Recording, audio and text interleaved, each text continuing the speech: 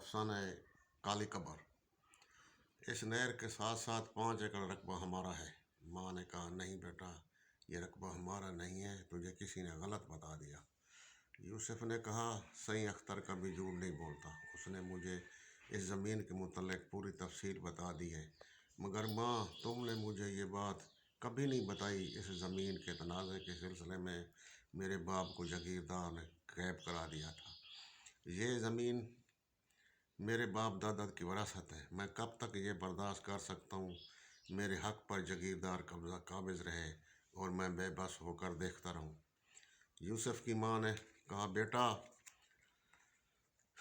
اپنا حق تو تیرا باپ بھی حاصل نہ کر سکا تھا، تم کیا کر سکو گے؟ یہ تو جائیداد کا حق ہے، یہاں جاگیردار دولت مند غریبوں کی زندگی کا حق بھی چھین لیتے ہیں۔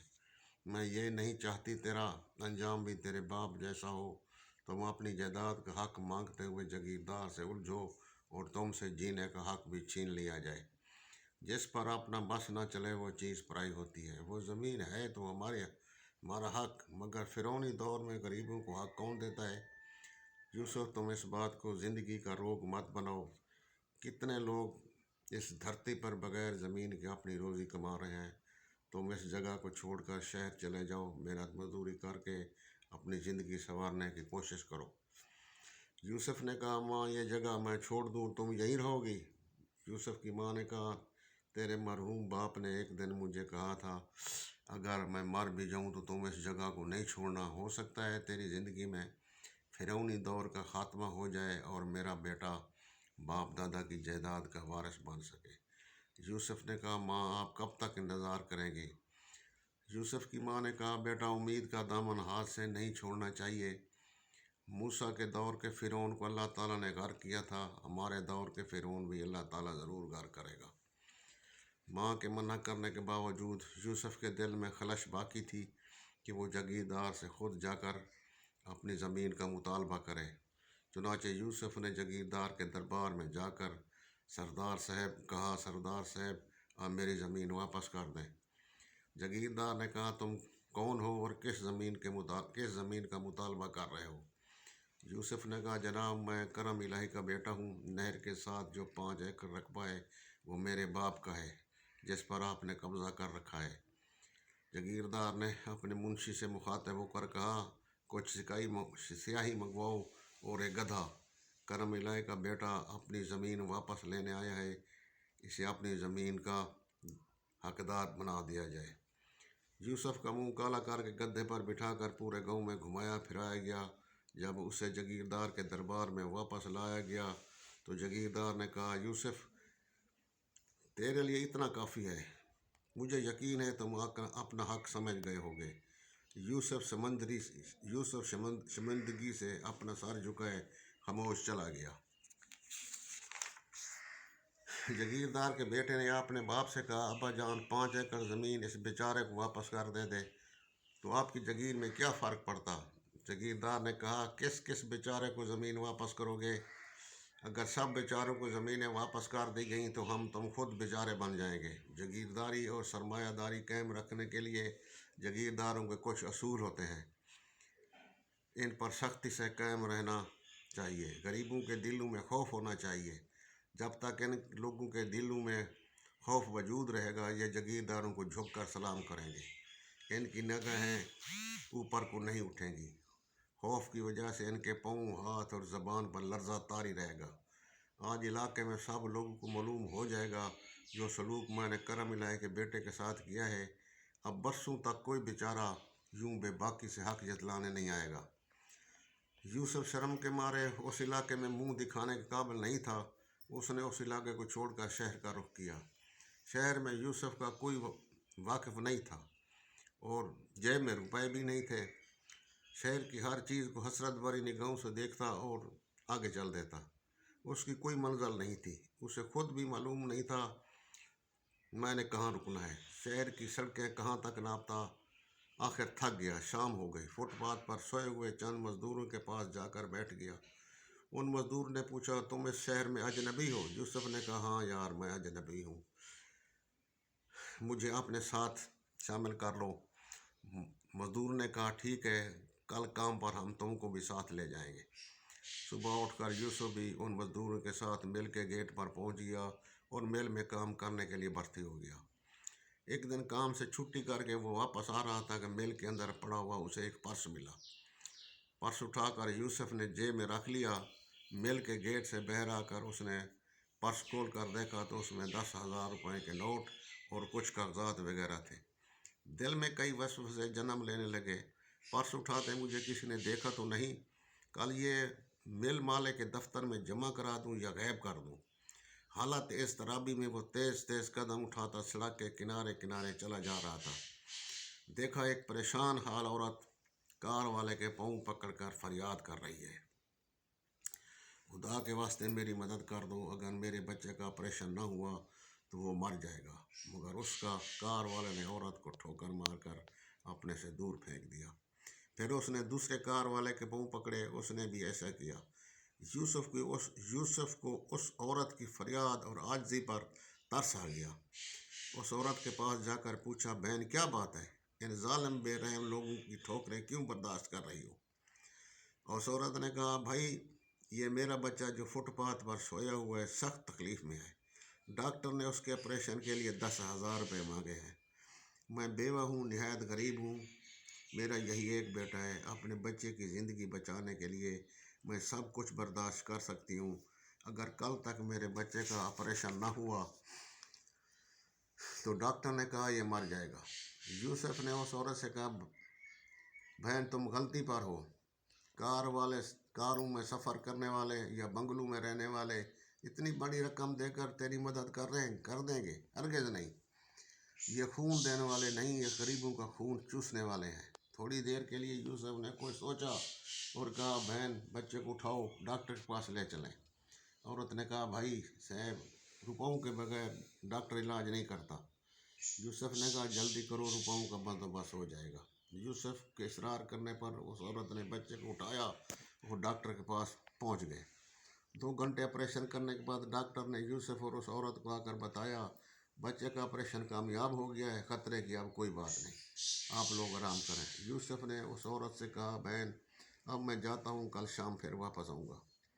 مزدور ساتھیوں نے یوسف سے پوچھا، آج تم بہت دیر کے بعد آئے ہو، کہاں چلے گئے تھے؟ یوسف نے کہا، راستے میں دوست مل گیا تھا، اس کے پاس بیٹھا رہا، دیر ہو گئی۔ ان مزدوروں نے کہا، اب تو تیرے دوست بننے شروع ہو گئے ہوں گے، نوٹ جو جیب میں آ گئے ہیں نا؟ یوسف نے پوچھا، کون سے نوٹ، کس کے نوٹ؟ مزدور نے کہا، نادان بننے کی کوشش مت کرو، جو تم نے پرس اٹھایا ہے وہ مل مالک کا تھا، اس میں روپے تھے۔ یوسف نے کہا، تم کو کس نے بتایا ہے؟ مزدور نے کہا، جب تم نے پرس اٹھایا تو اس وقت ایک مزدور دیکھ رہا تھا۔ جب سیٹھ نے پرس کے متعلق پوچھا تو اس نے فوراً بتا دیا، یوسف نے اٹھایا ہے۔ یوسف خاموش ہو کر کچھ سوچنے لگا۔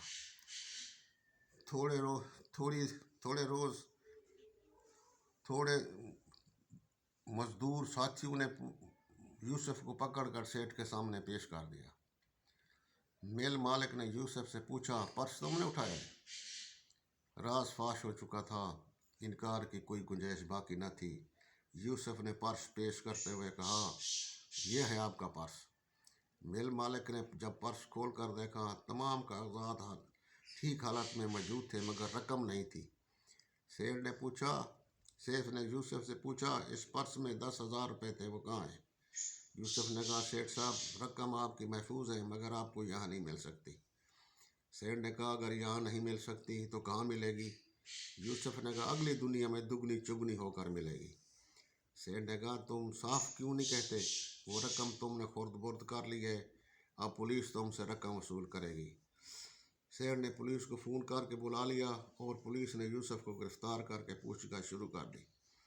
یوسف نے کہا، آپ میرے ساتھ چلیں، جس جگہ پر روپے ہیں وہاں میں آپ کو بتا دیتا ہوں۔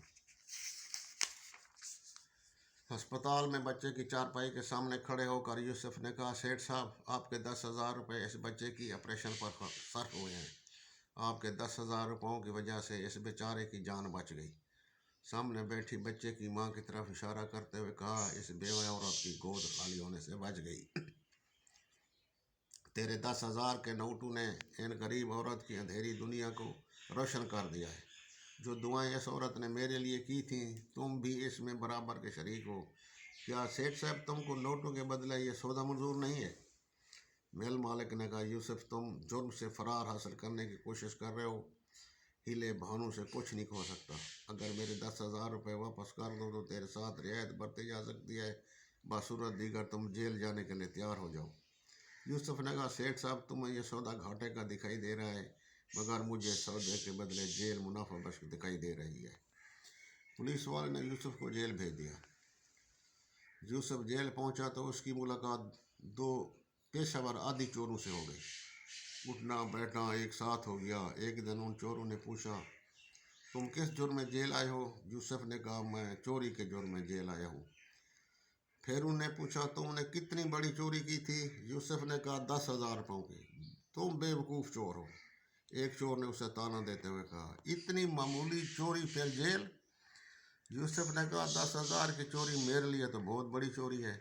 उन चोरों ने बहुत बड़ा कह कहा लगाते हुए कहा, चोरी फिर चोरी होती है, 1,000 की हो या लाख की हो, चोरों का अंजाम यही जेल है, इसके आगे कुछ नहीं। चोरी 5 लाख से कम की नहीं करनी चाहिए। देखो हम 2 हिस्सेदार हैं, 5 लाख की चोरी की, 1-1 लाख हमने रिहाई के लिए रख छोड़ा है, 2-2 लाख हम लोगों को बच गए। 1-2 रोज़ में हमारी जमानत हो जाएगी, हम जेल से चले जाएंगे। चोरी हमारा पेशा है, जेल में आना जाना लगा रहता है। तमाम रात यूसुफ सोचता रहा, मुझ पर भी चोरी का इल्ज़ाम लग चुका है, अब मैं चोरों की फहरिस्त में शामिल हो चुका हूँ। वाकई 5 लाख से कम की चोरी नहीं करनी चाहिए।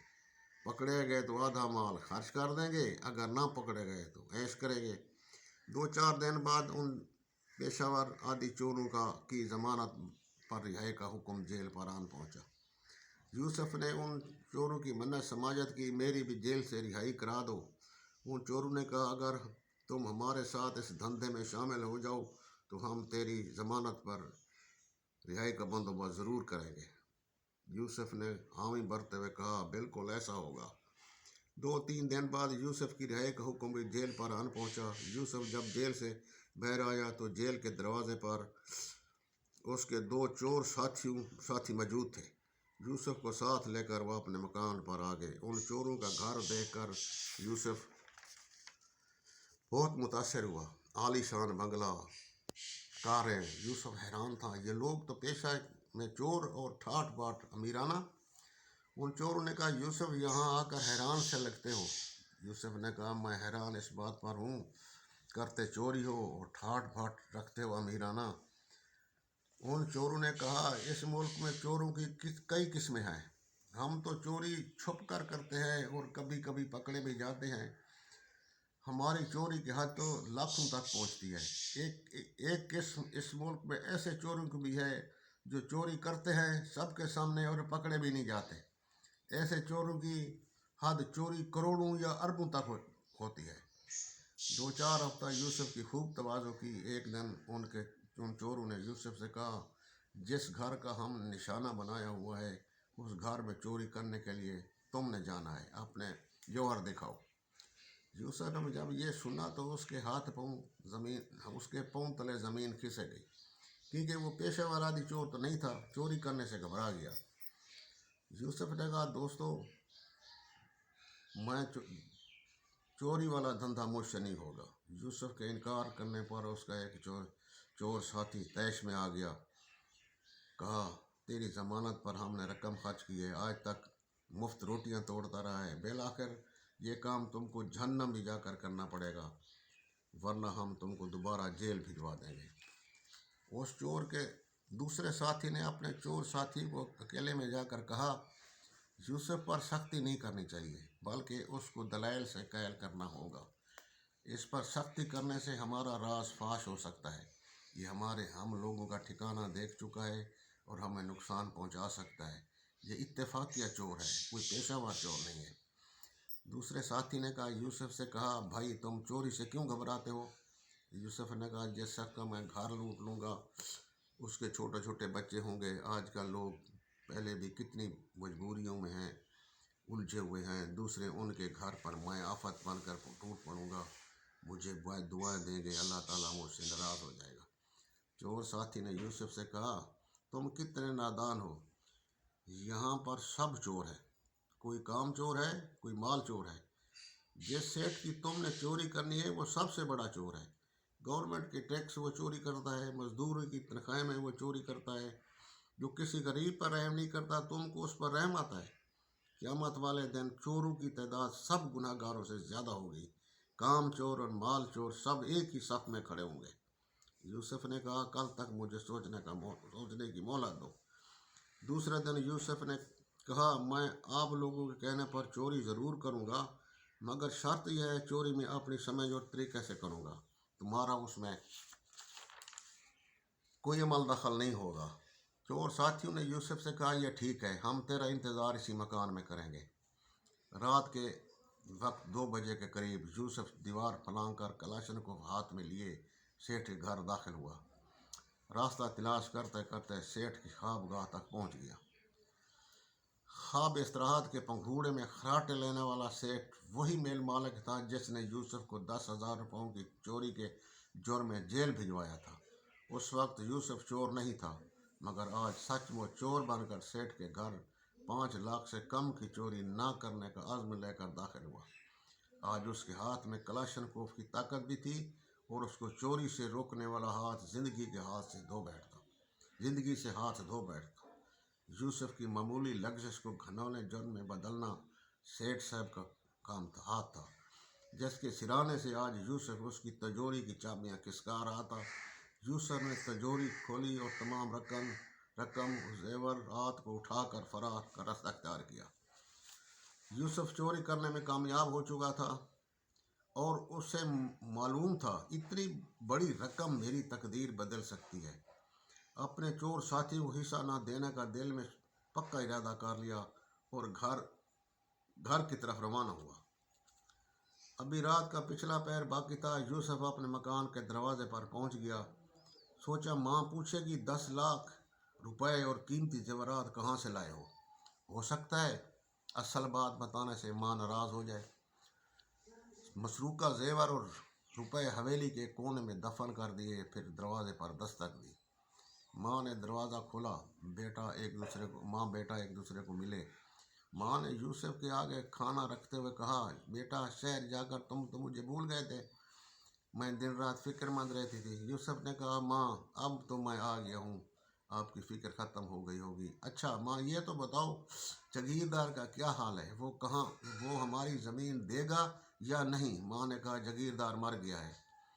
यूसुफ के मुंह से रोटी का लुकमा गिर गया और परेशान होकर कुछ सोचने लगा। यूसुफ की माँ ने कहा, बेटा जागीरदार की मौत पर तुम इतने फिक्रमंद क्यों हो गए हो? यूसुफ ने कहा, माँ जागीरदार को भी नहीं मरना चाहिए था, उसने मेरा कर्ज चुकाना था। माँ ने कहा, बेटा तुम सफ़र की थकान में हो, अभी तुम आराम करो। बाप के मरने के बाद जागीरदार का बेटा अयाश के बाजार से हर उस चीज़ का ख़रीदार था जो उससे हासिल हो सकती थी। शराब, हेरोइन, रक्स, सरूद की महफिलें उसका महबूब वसीला था। ये कोई अचंभे वाली बात न थी, बल्कि बाप के मरने के बाद हर जागीरदार का बेटा अपने छुपे अरमान पूरे करने के लिए ऐसा करता है। अयाशी की भट्टी को ताप देने के लिए दौलत के ईंधन की ज़रूरत होती है। एक दिन जागीरदार के बेटे ने अपनी मुंशी से कहा, कल से मेरे कानों में घुंघरू की आवाज़ नहीं सुनाई दे रही, ऐसा क्यों हुआ? मुंशी ने कहा, हुजूर मुजरे के पैसे नहीं थे, इसलिए वो कल नहीं आई। चमकीली भाई कल नहीं आई। जागीरदार का बेटा जो नीम मदहोशी में था लड़खड़ाती हुई आवाज़ में कहा, रुपए क्यों नहीं मिले थे? कहा, रुपयों को क्या हुआ? मुंशी ने कहा, हुजूर रुपए ख़त्म हो गए हैं, सिर्फ 25 एकड़ ज़मीन बाकी बची हुई है, उसको ख़रीदने वाला नहीं मिल रहा। कोशिश जारी है, आइंदा ही 1-2 दिन में सौदा हो जाएगा। यूसुफ भी 25 एकड़ ज़मीन खरीदने के लिए जागीरदार के मुंशी के पास जा पहुंचा। बेलाखिर 25 एकड़ ज़मीन यूसुफ ने खरीद ली और उस 25 एकड़ ज़मीन में उसके अपने 5 एकड़ भी शामिल थे, जिस पर जागीरदार का पुराना कब्जा था। जब यूसुफ घर पहुंचा तो बहुत खुश था। यूसुफ की माँ ने पूछा, बेटा आज तुम बहुत खुश हो दिखाई दे हो, یوسف نے کہا رب العزت نے وہ خواہش پوری کر دی جس کا برسوں سے میں متمنی تھا۔ 25 ایکڑ زمین میں نے جگیردار کے بیٹے سے خرید لی ہے، جس سے ہماری 5 ایکڑ زمین بھی شامل ہے، جس میں ہماری 5 ایکڑ زمین بھی شامل ہے۔ یوسف کی ماں نے کہا بیٹا یہ سب کیسے ممکن ہوا؟ اتنی بڑی رقم تمہارے پاس کہاں سے آ گئی؟ یوسف نے کہا ماں یہ راز میں آپ کو ضرور بتاؤں گا مگر ابھی نہیں۔ یوسف جگیردار کی قبر کو کالا کر رہا تھا۔ قبرستان سے گزرتے ہوئے ایک شخص نے یوسف سے پوچھا تم کو معلوم ہے یہ قبر جگیردار کی ہے جس کو تم کالا کر رہے ہو؟ یوسف نے کہا ہاں مجھے معلوم ہے، یہ قبر جگیردار فرعون کی ہے، اس نے میرا منہ کالا کیا تھا، یہ ملعون میرا قرض چکائے بغیر مر گیا، اب میں اس کی قبر کالی کر رہا ہوں، قیامت تک اس ملعون کی کالی قبر مشہور رہے گی۔ اس شخص نے کہا جگیردار کا بیٹا تیری اس حرکت پر تیرے ساتھ برا سلوک کرے گا۔ یوسف نے کہا ضروری نہیں کہ ہر فرعون کو غرق ہونے کے لیے دریائے نیل کی ضرورت پڑے، جگیردار کا بیٹا تو شراب اور ہیرون کے نشے میں غرق ہو چکا ہے، اور اس سے خداوند کریم نے وہ شعور بھی چھین لیا ہے جو باپ کے رتبہ اور تعظیم کو سمجھ سکے۔ جگیردار کی زمین اور دولت ہیرون کے سگریٹ میں دھواں بن کر ہوا میں تحلیل ہو چکی ہے، اس کے دربار میں چند طوائفوں کے علاوہ اب کوئی نہیں آتا۔ شراب، ہیروئن اور گھنگرو کی آواز چند دنوں میں جگیردار کا حکم ماننے کے لیے بھی تیار نہیں ہوں گے، اور کوئی دوسرا اس کا حکم کیسے مانے گا جو میرے خلاف کارروائی کرے گا؟ یوسف نے زمینداری پر خوب محنت کی، جتنا روپیہ زمین پر لگایا اس سے کہیں زیادہ وہ 5 سال میں کما چکا تھا۔ ایک دن اس کی ماں نے کہا بیٹا اللہ تعالیٰ نے ہمیں بہت سب کچھ دیا ہے، میری خواہش ہے کہ میں حج پر چلے جاؤں۔ یوسف نے کہا ہاں ماں آپ کو حج پر ضرور جانا چاہیے، کل جمعہ ہے، چھٹی کا دن ہے، ہفتے والے دن آپ کے حج پر جانے کی درخواست دوں گا۔ جمعہ کے خطبے میں مولوی صاحب نے چوری کے متعلق تقریر کرتے ہوئے کہا چوری بہت بڑا گناہ ہے، چوری کی دولت سے اللہ تعالیٰ کوئی بھی نیکی قبول نہیں کرتا۔ یوسف نے سوچا میں نے بھی تمام جائیداد چوری کے روپوں سے خریدی ہے، اس جائیداد کی کمائی سے تو میری ماں کا حج بھی قبول نہیں ہوگا۔ جب شام کو یوسف گھر لوٹا تو کافی پریشان تھا۔ ماں نے پوچھا آج بیٹا تم پریشان اور اداس کیوں دکھائی دیتے ہو؟ یوسف نے کہا ماں آج مجھے میرا ضمیر ملامت کر رہا ہے، دل کو سکون نہیں ہے۔ یوسف کی ماں نے کہا بیٹا پریشانی کی کوئی وجہ؟ یوسف نے کہا ماں آج وہ وقت آ گیا ہے میں تجھے سب کچھ بتا دوں، یہ دولت کہاں سے حاصل کی تھی۔ اور یوسف نے زمین میں مدفون زیور بھی نکال کر ماں کے آگے رکھ دیے اور کہا 10 لاکھ روپے اور یہ زیورات میں نے چوری کیے تھے۔ آج مولوی صاحب نے خطبے میں بتایا چوری کی دولت سے اللہ تعالیٰ کوئی بھی نیکی قبول نہیں کرتا، میں سوچ رہا ہوں تیرا حج کیسے منظور ہوگا۔ یوسف کی ماں نے کہا تم بڑے منحوس اور خبیث انسان نکلے، 5 سال تک تم نے مجھے حرام روزی کھلائی، میں تجھے اپنا دودھ نہیں بخشوں گی، تم نالائق اور ملعون ہو، اب تیری اور میری راہیں جدا ہو چکی ہیں۔ یوسف ماں کے قدموں میں گر گیا اور ہاتھ جوڑ کر ماں سے کہنے لگا ماں اب میں کیا کروں، تم بھی ناراض ہو گئی ہو اور خدا بھی، میں اس دنیا کا رہا نہ اس دنیا کا رہا نہ اس دنیا کا، ماں تم ہی میری مدد کرو، کوئی اچھا راستہ دکھاؤ۔ یوسف کی ماں نے کہا تیرے لیے ایک ہی راستہ ہے، جس کی تم نے چوری کی ہے اس کو یہ تم چوری واپس کر دو، اور چوری کی رقم سے خریدی ہوئی جائیداد بھی اسی کی ہے، یہ بھی واپس کر دو، اور اس سے معافی مانگو، وہ تجھے معاف کر دے تو پھر مجھے میرے پاس واپس آنا، ورنہ میرے مرنے کے بعد میرے کفن کو بھی ہاتھ نہیں لگانا، میں یہ نہیں چاہتی کہ قیامت والے دن میرا بیٹا چوروں کی صف میں کھڑا ہو۔ یوسف 10 لاکھ روپے اور زیور اٹھا کر شہر کی طرف روانہ ہو گیا۔ یوسف نے سیٹھ کے بنگلے کے دروازے پر دستک دی، نوکر نے گیٹ کھولا، یوسف نے کہا سیٹھ صاحب سے ملاقات کرنی ہے۔ نوکر نے پوچھا آپ کون ہیں؟ یوسف نے کہا میں کوئی بھی ہوں، صرف اتنا کہہ دو ایک آدمی ملنے آیا ہے۔ نوکر نے جا کر سیٹھ صاحب سے کہا ایک آدمی ملنے آیا ہے۔ سیٹھ نے پوچھا کیا نام ہے اس کا؟ نوکر نے کہا وہ نام نہیں بتاتا، اور کہا صاحب سے کہہ دو ایک آدمی ملنے آیا ہے۔ سیٹھ نے نوکر صاحب سے اندر بٹھاؤ میں ابھی آتا ہوں۔ سیٹھ نے یوسف سے پوچھا کیا کام ہے بھائی؟ یوسف کے دل کو ندامت کی آگ نے پگھلا دیا تھا، آنکھوں سے آنسو بہنے لگے۔ کچھ دیر خاموش رہا، اپنے آپ کو سنبھالتے ہوئے کہا، سیٹھ صاحب میں چور ہوں۔ سیٹھ حیران ہو کر اس کا منہ دیکھنے لگا اور کہا، چور ہو تو یہاں کیا لینے آئے ہو؟ یوسف نے کہا، لینے نہیں، کچھ دینے آیا ہوں۔ 5 سال قبل میں نے آپ کی چوری کی تھی، وہ واپس کرنے آیا ہوں۔ 10 لاکھ روپے اور زیورات کھول کر سیٹھ کے آگے رکھ دیے۔ سیٹھ کبھی مال مسروقہ وہ کبھی یوسف کے منہ کو دیکھتا اور دل میں سوچ رہا تھا، یہ کیسا چور ہے، بغیر کسی دباؤ کے اتنی بڑی رقم اور قیمتی زیور واپس کرنے آئے ہیں۔ سیٹھ نے کہا، چور صاحب، پولیس کی ڈر کی وجہ سے چوری کا مال واپس کرنے آئے ہو یا کسی اور طرف سے سزا کا خوف ہے؟ یوسف نے کہا، سیٹھ صاحب، اتنی بڑی دولت ہاتھ آ جانے کے بعد چوروں کو نہ پولیس کا خوف رہتا ہے اور نہ دنیا کی کسی اور سزا کا۔ خوف کے دریا دولت کے پل سے عبور کیا جا سکتا ہے۔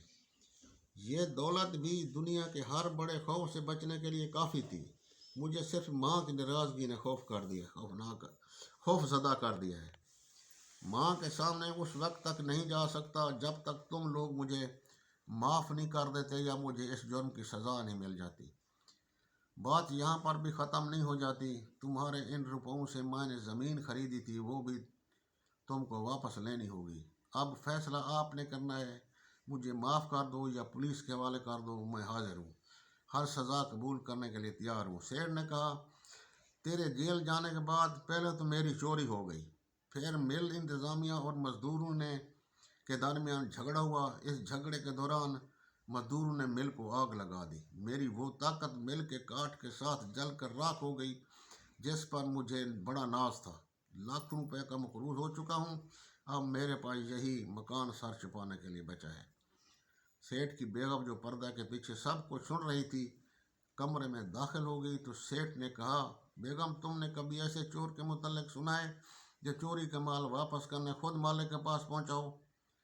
سیٹھ کی بیگم نے کہا، اس سے پہلے کبھی نہیں سنا تھا، مگر آج دیکھ لیا ہے۔ میں نے یوسف کی تمام باتیں سن لی ہیں، خود جا کر ایسی ماں کو دیکھنا چاہتی ہوں جس نے یوسف جیسے چور کو جنم دیا ہے۔ اور سیٹھ، تم بھی میرے ساتھ چلو گے۔ سیٹھ اور بیگم یوسف کے ساتھ اس کے گھر پہنچے تو یوسف کی ماں نے یوسف سے بات نہیں کی۔ سیٹھ اور اس کی بیگم سے پوچھا، آپ کون لوگ ہیں اور کس کام سے آئے ہیں؟ سیٹھ صاحب کی بیگم نے کہا، یہ یوسف بتائے گا ہم کون لوگ ہیں۔ یوسف کی ماں نے کہا، میں یوسف سے بات کرنا نہیں چاہتی، یہ چور ہے اور مجرم بھی ہے، میرا اس کے ساتھ اب کوئی رشتہ نہیں۔ تم لوگ میرے گھر آئے ہو، تم میرے مہمان ہو، آنے کی آپ ہی وجہ بتائیں۔ سیٹھ کی بیگم نے کہا، یوسف نے ہماری چوری کی تھی، یہ مجرم بھی ہمارا ہے، ہم نے اسے معاف کر دیا ہے، اب آپ بھی یوسف کو معاف کر دیں۔ یوسف ماں کے قدموں میں گر گیا، ماں نے یوسف کو گلے سے لگا لیا۔